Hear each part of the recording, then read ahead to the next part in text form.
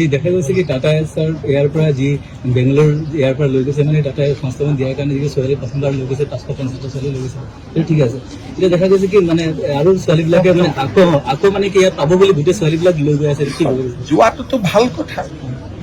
আমাৰতো ক'ব গ'লে আমাৰ গোটেই অসমৰ মিয়া ল'ৰা ছোৱালী বেংগলোৰ কেৰালা চবতো ভৰ্তিয়ে হৈ আছে, গৈয়ে আছে, কামটো কৰি আছে।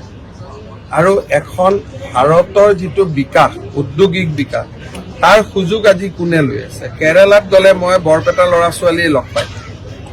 এবাৰ কেৰালাত মই কৈছো, মোক আহি কৈছে দাদা আমি বৰপেটীয়া, কলগেছিয়া, জনিয়া।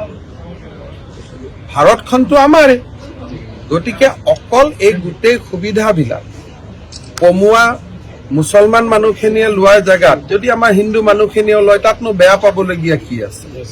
গতিকে সেইটোতো আদৰণিহে জনাব লাগে যে আমাৰ মানুহে গৈছে, বাংগালুৰুত গৈছে, কাম কৰিছে, চল চক্ৰান্ত কৰি চাকৰি দিম বুলি বোলে মানৱ সৰবৰাহ কৰিছে, তেতিয়া বেলেগ কথা।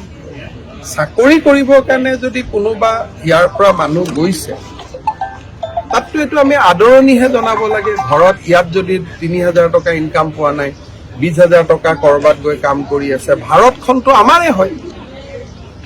গতিকে আমাৰ দেশত আমি নগৈ কোনে যাব?